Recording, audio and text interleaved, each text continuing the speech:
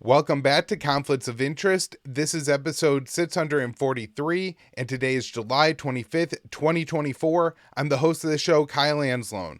We have a lot to talk about on today's show, including Netanyahu's address to Congress. But first, I need to mention that we are in the middle of our summer fundraiser over at the Libertarian Institute, which means we have matching funds. So we had a generous high dollar contributor come in and offer us $10,000 if we could raise that from smaller level donors. And so we've already had a lot of people come in and make donations. And by the way, you're getting free kit bats when you make those donations, e-books and just regular physical copies of books. We put out some great books at the Institute in the past year, including 2 books on COVID, one by Tom Woods and the other one by Lori Calhoun. And of course, in the coming year, we will have Scott Horton's book Provoke come out at the Libertarian Institute. So much great stuff happening at the Institute. Of course, when you make a donation, you support all my work, which includes this show, the articles that I write every day, and I'm also putting together the newsletter right now for the Libertarian Institute. So if you're over there making no donation, sign up for our newsletter. It costs you nothing, and you're going to get a message from me every morning now. I'm sure, like most of my stuff, it's going to lean on foreign policy, but I'm also going to branch out and talk about other issues going on. So if you want to hear my commentary, read my commentary on some other stuff, sign up for that newsletter. I also want to mention, I know there are a lot of people in this audience who have already contributed to our fundraiser. So for those of you who have had, just know that I do really appreciate it. And I try to work extremely hard, to really earn those donations that are coming into the Institute. So let's get into the show for today. First up here, Ukrainian foreign minister signals readiness to resume talks with Russia during China visit. So the Ukrainian foreign minister, Dmytro Kuleba, visited China on Wednesday and signaled Ukraine was ready to resume peace talks with Russia. According to the Ukrainian foreign ministry, Kuleba told the Chinese foreign minister, Wang Yi, that Kiev is, and this is a quote, ready to engage the Russian side in negotiation process at certain stage when Russia is ready to negotiate in good faith, but emphasized that no such readiness is currently observed on the Russian side. The Kremlin responded by saying that Kuleba's comments were in line with the Russian position. So this is what Kremlin spokesperson Dmitry Peskov said. We have all learned from reports from Beijing that he made such a statement at a meeting with Mr. Wang Yi. One might say that message in itself is in line with our position. And so this seems like good news. It was a positive interaction between the two sides headed towards negotiation. And I think it seems positive that this happened in Beijing, because if we're going to see an exit to this conflict, I think the conflict that Israel is, embroiled in Lebanon and Gaza, make Israel unlikely to be a likely negotiating facilitator for this at the current moment. And I just mentioned Israel because, of course, in the initial rounds of talks in March of 2022, when this war could have been averted, or at least ended very early, Naftali Bennett, the then Israeli prime minister, hosted talks, and it seemed like a lot of progress was made between the two sides. Turkey is another option to host these talks, and honestly, maybe the best resolution here is for Turkey and China to have some kind of joint share of hosting these talks and these negotiations. Turkey is a NATO member after all, and so definitely a part of the American empire and the American bloc. And of course, Russia and China have very firm ties. So, but at the same time, both of these countries do share relationships with the other party. Ukraine and China have a lot of cooperation, economic trade, things like that. And of course, the same thing for Russia and Turkey. And so this may be kind of the pairing in the process that could finally lead us out of the war. At the same time, Kuleba does say there, we're not seeing the Russians in a spot for these talks to begin. And I don't think Russia is going to change its war strategy anytime soon to give Ukraine something they could say, oh, now now that Russia has withdrawn all of its forces from Ukrainian territory, we could begin talks. If that's still the standard from Ukraine, then we're really not all that close to talks, and the Ukrainian position hasn't changed. Ukraine is just softening its language some, which again wouldn't be a surprise, and particularly to do so in China, because I'm sure one of Ukraine's goals here is not only to try to ask China to sell and buy less from Russia, but also to keep trade with Ukraine and to buy as much Ukrainian goods as possible. And I really think Beijing would like to see an end to this conflict. And so, especially as it's escalating closer and closer to a direct confrontation between NATO and Russia, nuclear war is bad for the entire planet, not just the countries involved. And so if China really does want to see a de-escalation, Ukraine could calculate that while they're in China, it would be a good thing to sound dovish and prepared for talks. And also, I think with Trump being the presumptive next president of the United States. I mean, presumptive might be a little bit strong, but I'm sure a lot of countries out there see the polling in the U.S., what's happened over the past few weeks, and probably assess it more than likely Trump will be the next president of the United States. And if Ukraine is making these calculations, and we know that Zelensky has had calls with Trump, it may be that Ukraine is trying to match their position up with Trump's a little bit more in preparation for an incoming Trump presidency. So Peskov added to his statement, Russia has never rejected talks, remaining open for negotiation process. However, details are important here and we don't have them yet. So let's wait for some clarifications that will apparently follow. Also on Wednesday, the Russian Foreign Ministry spokeswoman Maria Zakharova said Ukrainian President Zelensky's recent comments about potential peace talks couldn't be trusted. No one has any faith in him, she said. Everyone understands perfectly well that he is the man who can twist anything, who can lie, who can abandon everything. Since the peace talks broke down the early days of the invasion, Ukraine's position has been there will be no negotiations with Russia until Russian forces withdraw from all the territory they have captured, which is a non-starter for Moscow. But in recent weeks, Zelensky has signaled he is considering changing that policy. However, he could really make a strong signal by rescinding that decree he issued that said no talks could occur with the Russian government. And until he does that, my optimism is somewhat limited. All right, next up here, another one from our friend Dave DeCamp at antiwar.com. Pentagon releases strategy calling for increased military presence in the Arctic. So on Tuesday, the Pentagon released a new strategy for the Arctic that called for an increased U.S. military presence in the region to confront Russia and China.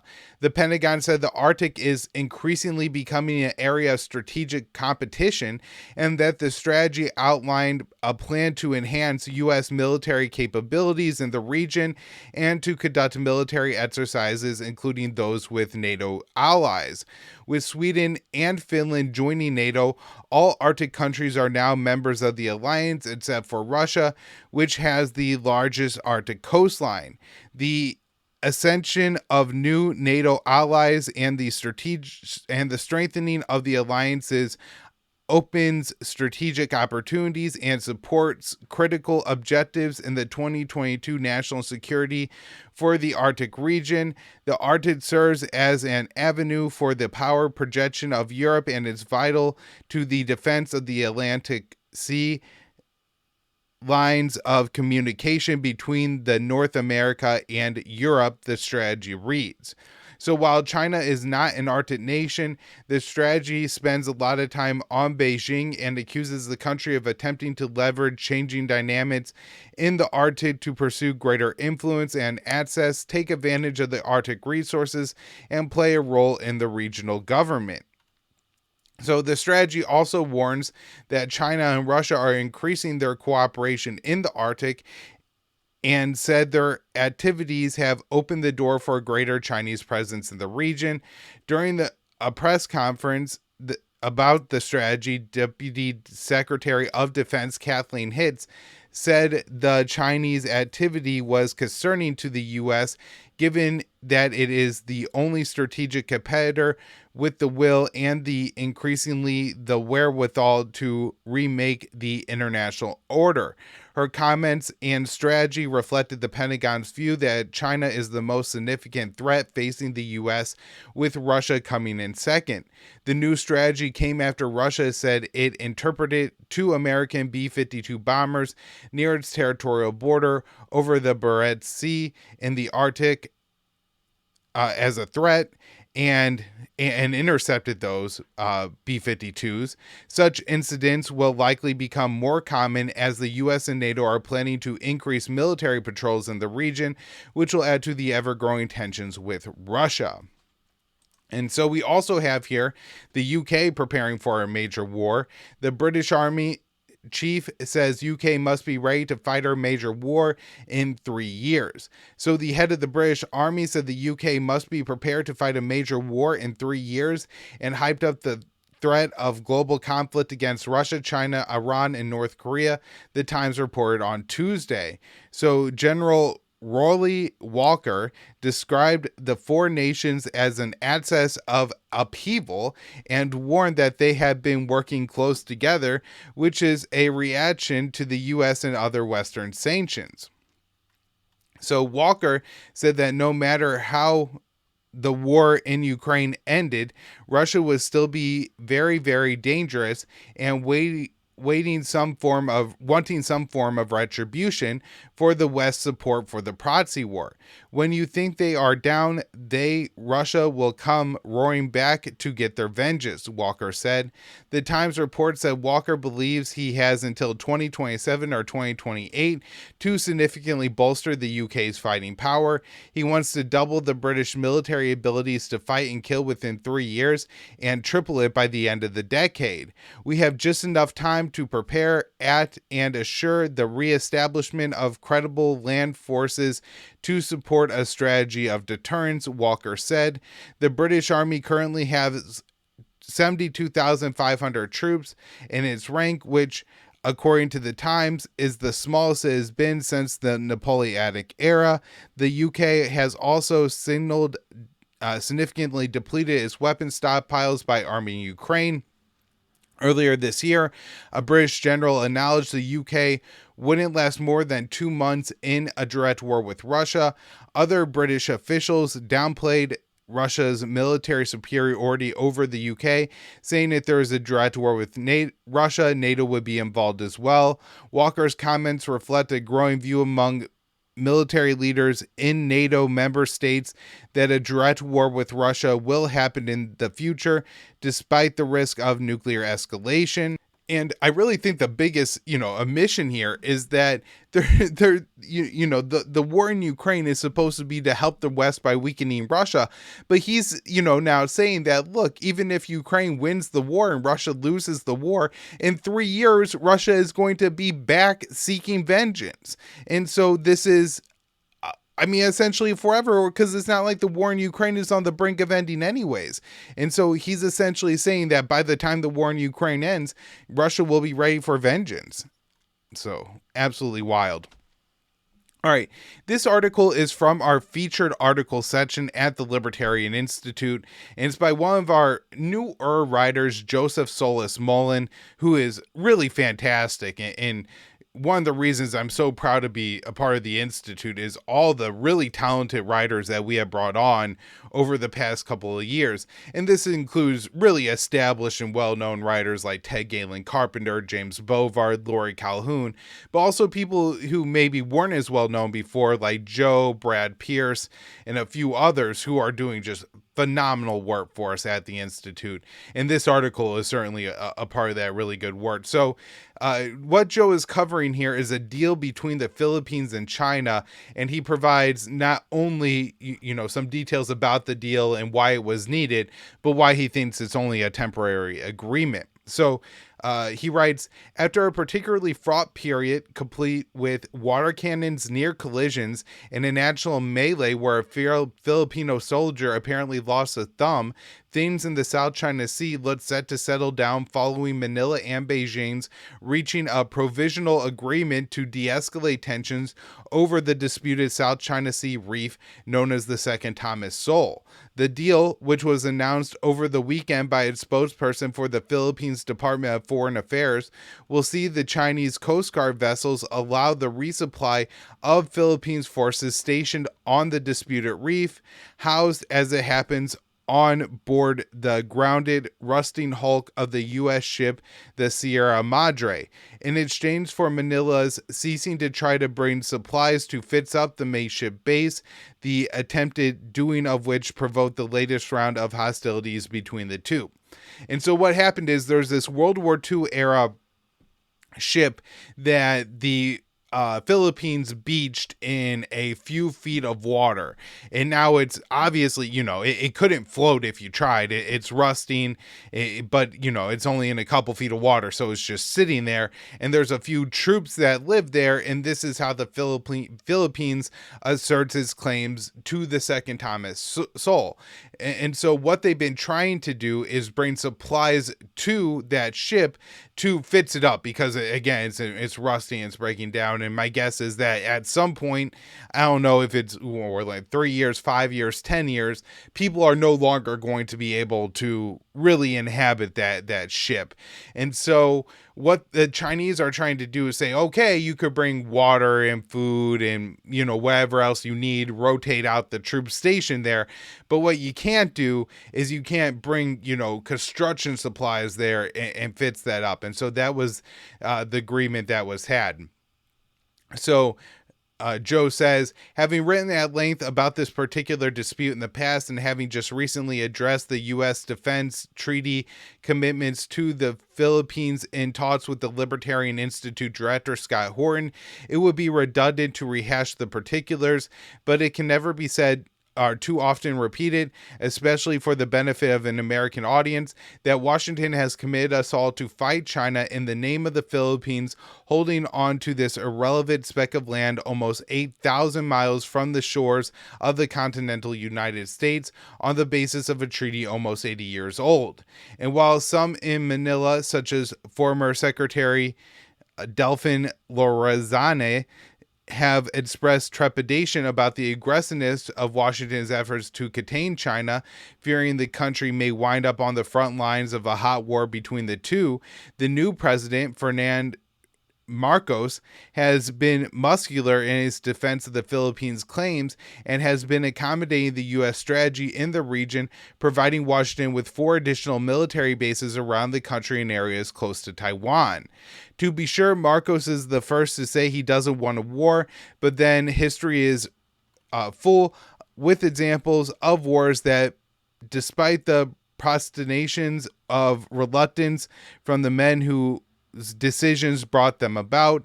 Indeed, situations have a logic and drive all their own and can easily escape human control. And while this agreement will likely bring a welcome bout of quiet, it is unfortunately unlikely to remain quiet for long, for the South China Sea is a highly contested region with several of the surrounding states asserting territorial claim.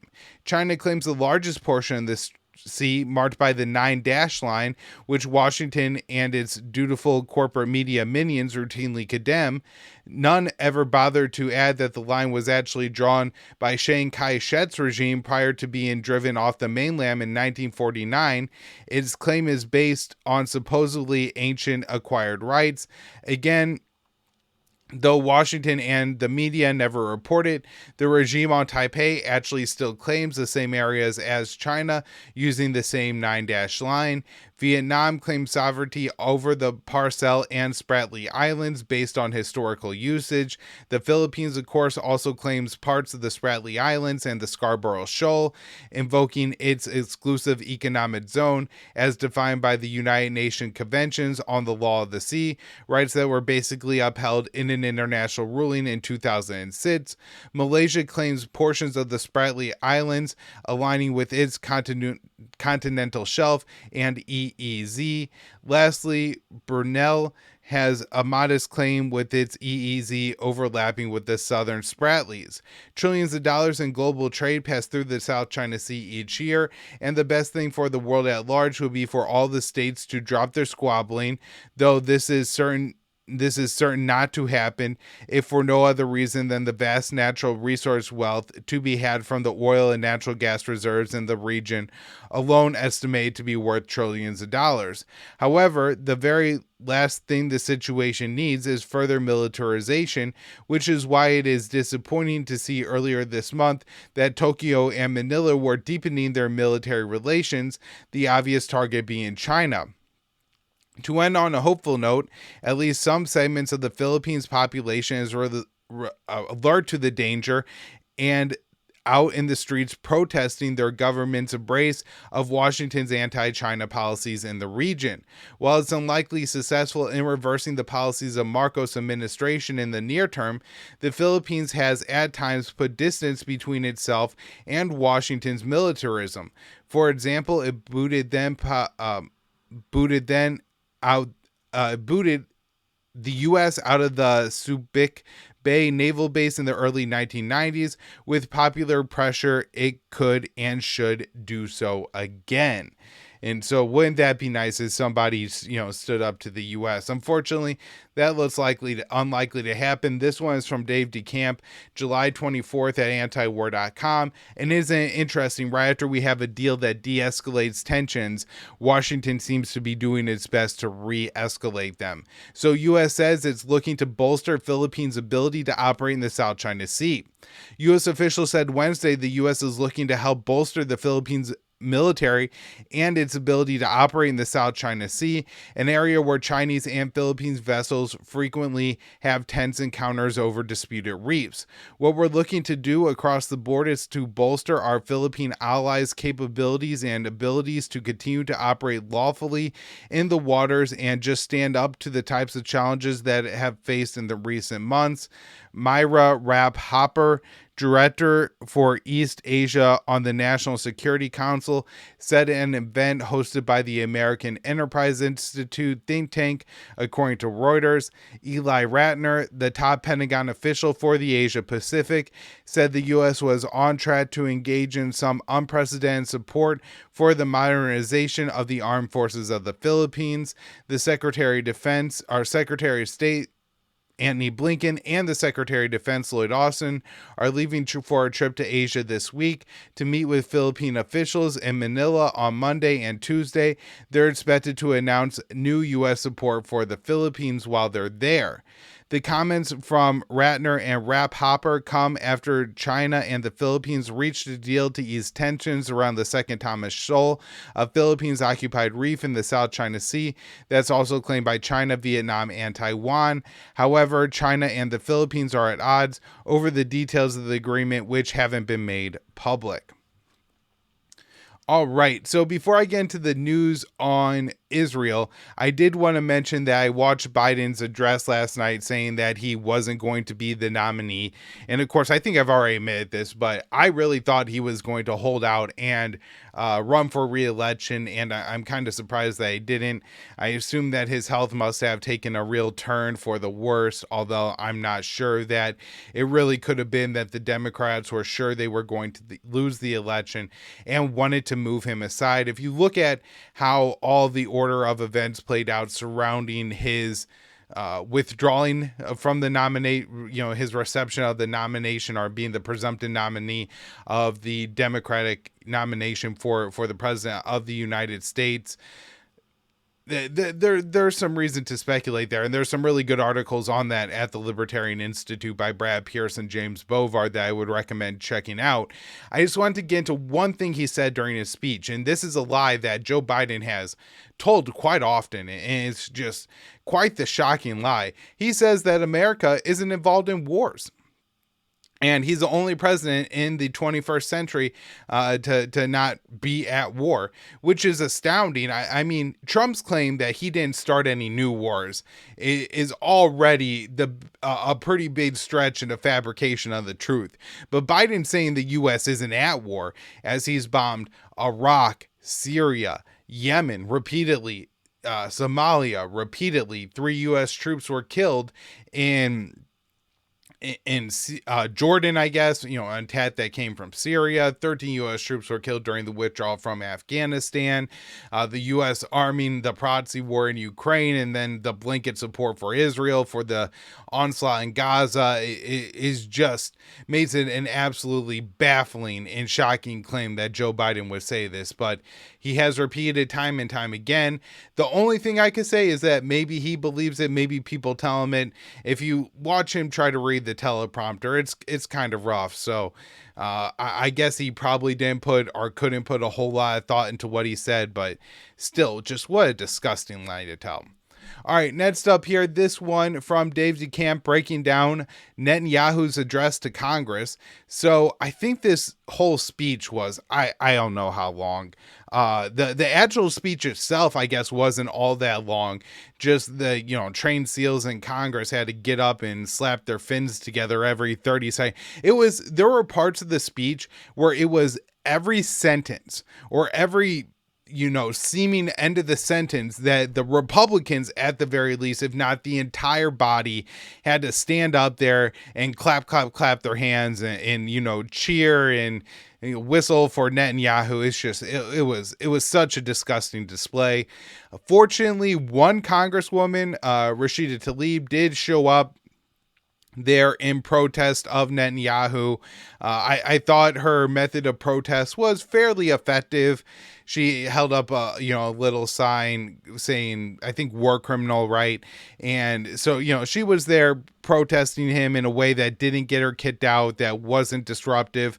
I thought that was the right way to go. I thought, standing up and turning your back would have maybe been a little bit more powerful. But overall, good on her for doing that. It's really unfortunate we couldn't have had more members of Congress join her in that. Even people who said that they weren't going to go in protesting, I think was actually probably the better option than this, or was the better option than simply not going. A few dozen Democrats didn't show up. The chambers were relatively not empty, but it was noticeably not a sellout crowd, and Thomas Massie did not go as well.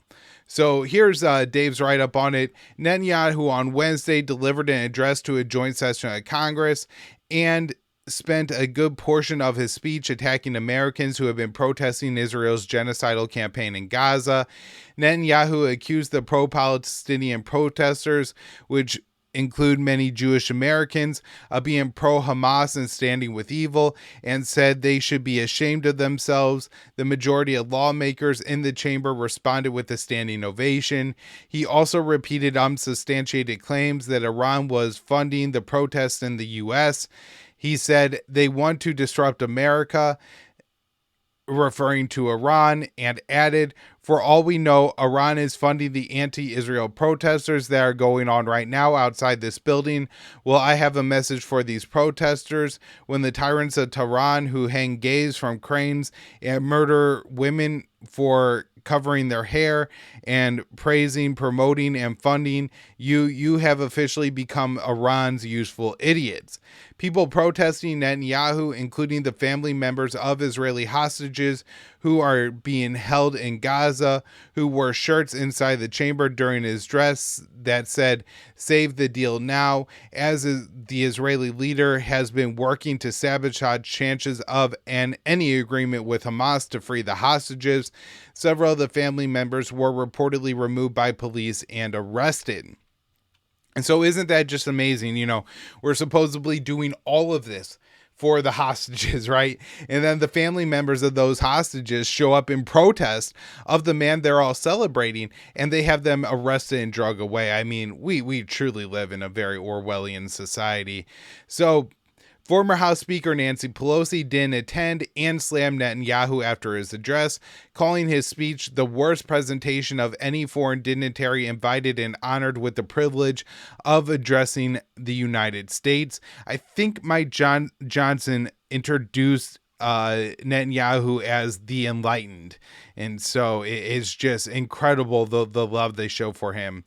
Massey wrote on Twitter, the purpose of having Netanyahu address Congress is to bolster his political standing in Israel and to quell international opposition to his war. I don't feel like being a prop, so I won't be attending. Overall, Netanyahu received strong support from Congress and gave him a big public relations victory by frequently standing up and applauding him. The address and its reception also demonstrated the strong U.S. support for Israel's slaughter of Palestinians in Gaza. And look, I'm guessing this was a pretty PR victory for Netanyahu.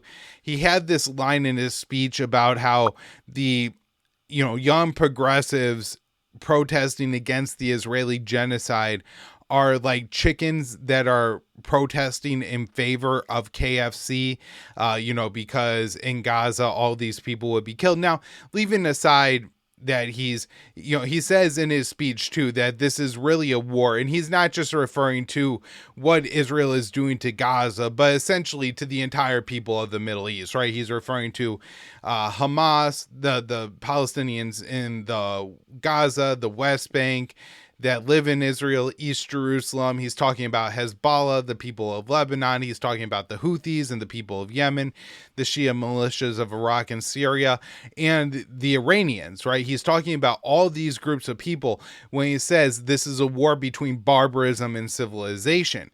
And so, he looks at the people, the people of Gaza as basically savages, right? Like they just go around raping, pillaging. They're just these nasty, disgusting cavemen-like people who he absolutely hates and despises, right? Like that's who Netanyahu is portraying when he talks about the Arab people in the address to Congress. And so, this is, it's really disgusting, but then that just gives him so much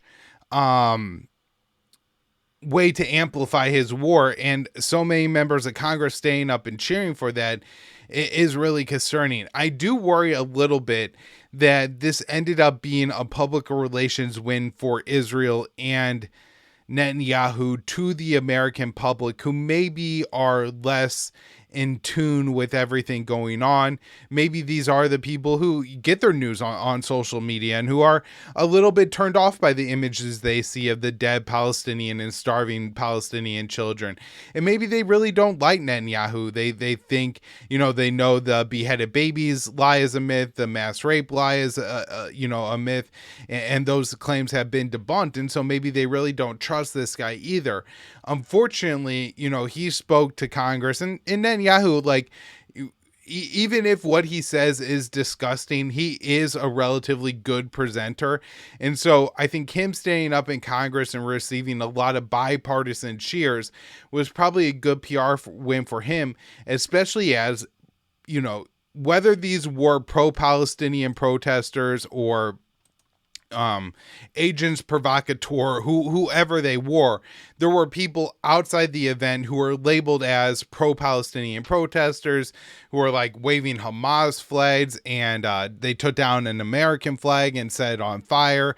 And I think to the average American, Netanyahu is going to come off as, oh, this guy is on our side of things, and the pro-Palestinian people hate America. And so for anybody who's considering protesting in favor of the Palestinians in the United States of America, attacking the symbology of America, right? Like if you wanted to set fire to, say, like a little statue of Joe Biden and Netanyahu, I think that would have resonated with a lot of American people. However, when you set fire to the American flag, it's triggering to a lot of American people. And I think it's just a really ineffective way to protest, to get anybody on your side and to gain any public support in the U.S. So again, maybe they were like agents provocateur, and these really weren't the pro-Palestinian protesters doing this. But either way, the images are now what they are. And I do think that this was probably, unfortunately, a win for Netanyahu. He told so many lies during that speech that I had to pause it several times and just let out a string of swears. Also, the number of times, so I'm certain that there are members of the chamber who have never gotten as much exercise as they have gotten when they had to stand up and sit down. I don't know, I would say 40-50 times in that hour to applaud Netanyahu over and over again. Fetterman being one of them. Never seen that guy in a suit before, and here he is out in a full suit and tie for Daddy Netanyahu. Isn't that interesting? Who he really views, right? Like his constituents, he doesn't have to dress up for those people. Those people serve him, right? You work hard so he could have the life that he has. Now Netanyahu, he serves Netanyahu, so he makes sure he has on a nice suit and tie and looks all good for the big boss there.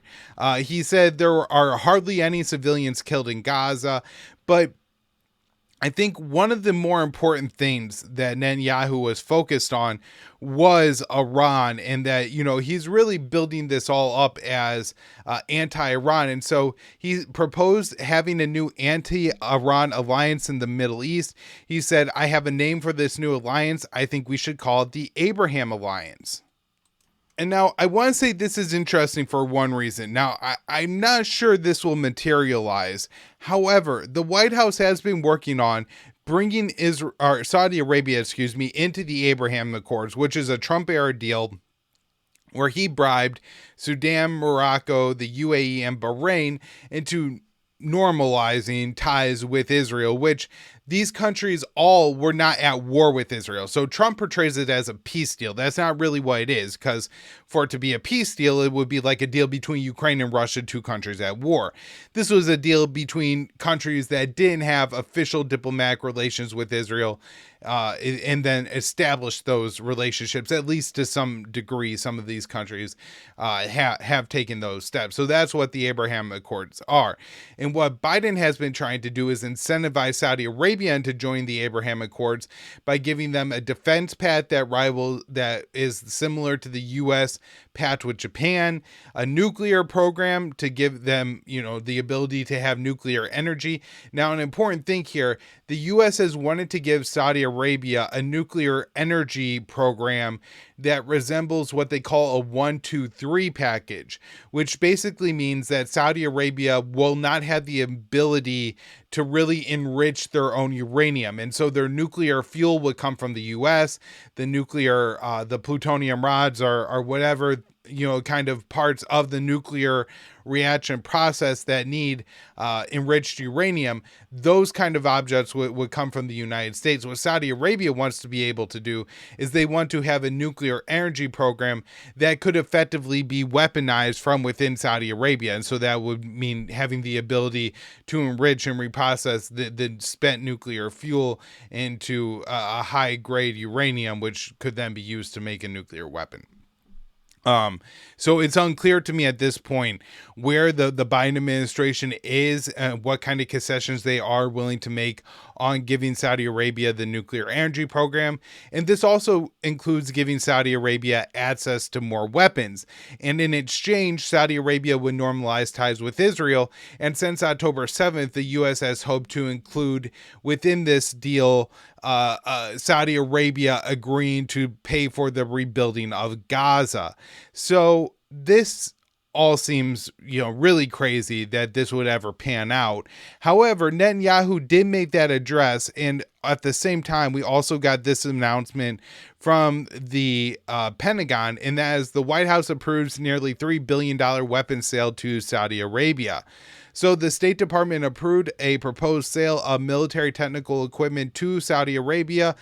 Washington views Riyadh as a key partner in the Middle East, even as the kingdom rules its people with an oppressive dictatorship and wages war abroad.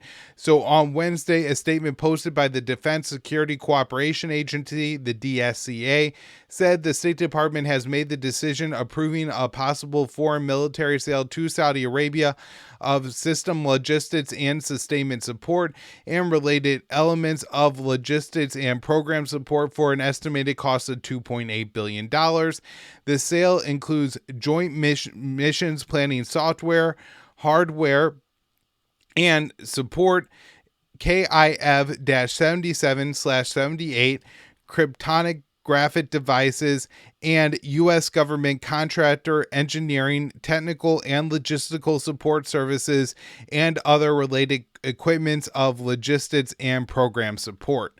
And so what this basically, I think, is all the kind of equipment they need to actually plan military operations, maybe some surveillance equipment or communications equipment that you would maybe have in planes that operate behind the front lines that could provide updated instructions to commanders. That seems to be what's going on here.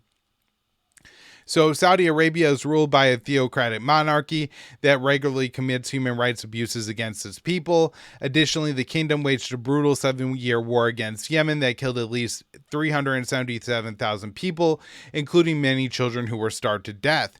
The DSCA statement explained that the State Department determined that the sale will, quote, support the foreign policy goals of the national security objectives of the United States by improving the security of a partner country that is a force for political stability and economic progress in the Gulf region. However, the kingdom's long list of human rights abuses is problematic for the White House, which has attempted to present Washington as the enforcer of democratic values and international law. When campaigning for office 4 years ago, Joe Biden pledged he would treat Saudi Arabia and its de facto leader, Crown Prince Mohammed bin Salman, as a pariah. Throughout his presidency, Biden has worked on a blockbuster deal with Saudi Arabia and Israel. That agreement would have required Riyadh to normalize ties with Tel Aviv in exchange for the U.S. providing both security pact and nuclear program. As the Israeli onslaught in Gaza has raged on over the past 9 months, the kingdom has shown less interest in the agreement. The White House has sought to include the rebuilding of Gaza in the normalization agreement, but has faced numerous hurdles in the process, and it doesn't appear unlikely to happen. I did just, want to emphasize that this is all going on, and with Netanyahu's speech, that is kind of interesting. I don't think I have anything else from the actual Netanyahu speech to go over. He did say Israel must maintain indefinite security control over Gaza, meaning a long-term military occupation. He thanked the U.S. and U.S. Congress for support and thanked President Biden for being a proud Irish-American Zionist. Netanyahu is due to hold a private meeting with President Biden and Vice President Kamala Harris on Thursday. The next day, he will travel to Florida to meet with former President Trump at Mar-a-Lago. All right, so next up here, this one from Date to Camp, July 24th, antiwar.com. Ben-Gvir again declares Jewish prayer is allowed at Al-Aqsa Mosque. So the Israeli Minister of National Security, Itamar Ben-Gvir, said Wednesday that Jews were allowed to pray at the Al-Aqsa Mosque in occupied East Jerusalem, a position that breaks with a decades-long status quo at the compound known as the Temple Mount to the Israelis. Under the status quo, non-Muslims can visit Al-Aqsa but cannot pray. I was at the Temple Mount last week. I prayed at the Temple Mount, and we are praying at the Temple Mount. I am in the political echelon. The political echelon allows Jewish prayer at the Temple Mount, Ben-Gvir said at a Knesset conference, encouraging a change to the status quo at Al-Aqsa. Ben-Gvir, leader of the Jewish Power Party, made a provocative visit to the mosque last week and said he was there to pray that Prime Minister Benjamin Netanyahu would not agree to a hostage deal and ceasefire with Hamas. Ben-Gvir's declaration on Wednesday marked the second time in recent months that he said Jewish prayer was permitted at the compound. In both instances, Netanyahu's office quickly issued statements denying that there had been a change to the status quo. The Prime Minister's office said Israeli policy maintaining the status quo on the Temple Mount has not changed and will not change. Ben-Gvir's comments are sure to inflame tensions with the Palestinians, as the issue of Al-Aqsa Mosque is an extremely sensitive one since it's the third holiest site in Islam. Israeli police raids on Al-Aqsa were a major motivation for Hamas's October 7th attack on southern Israel, which was named Al-Aqsa Flood. Ben-Gvir's visit to the mosque and desire to change the status quo are all the more provocative since he holds the powerful ministerial position that puts him in charge of Israeli police, border guards, and prisoners. And by the way, he has proposed dealing with the Israeli prison overcrowding system by simply executing prisoners to make room for more. All right, next up here, Israel delays sending delegation to Qatar for hostage talks. So Israel has postponed a planned departure of a delegation to Qatar for negotiations on a potential ceasefire deal with Hamas, angering family members of Israeli hostages who remain in Gaza. The delegation was sent to travel on Thursday, but now won't be sent until next week. An Israeli official told Haaretz that the delegation will not be sent until at least after Prime Minister Benjamin Netanyahu holds a meeting with President Biden at the White House on Thursday. The mother of one of the hostages slammed Netanyahu for the delay. Instead of claiming before Congress that he accepts the deal on the table, Netanyahu is stopping the deal from going ahead for personal reasons. In his address to Congress, Netanyahu claims he was working towards a hostage deal, but it has been widely acknowledged by Israeli officials and the media reports that he's been the one standing in the way of an agreement. The mother of the hostage said Netanyahu was afraid of the National Security Minister Itamar Ben-Gvir, who threatened to quit the coalition government if a deal is reached with Hamas. It's unimaginable that even today, 9 months after the failure, the life of this coalition is more important than the lives of her son and other hostages abandoned by him. Once the negotiators head to Qatar, they are expected to present a proposal that includes new demands from Netanyahu, which he made public in recent weeks. After Hamas made significant concessions by agreeing to language Israel didn't think would commit to a permanent ceasefire. And so the Hamas side gave up its main condition, and so Netanyahu invented more. And of course, this shows what I have been saying all along, is fact that Netanyahu distinctly does not want a deal, and what he is trying to do is to draw this conflict on as long as possible. All right, everybody, that wraps up the show for today. Be sure to subscribe to the show if you aren't already. We are YouTube, Rumble, and Odysee for the video version of the show. It's up anywhere you can listen to audio podcasts. And of course, you can follow me on Twitter at @KyleAnzalone_ to get all my content. Special guest returning to the show tomorrow. Very excited to have this guy back. So tune in, subscribe so you don't miss this one.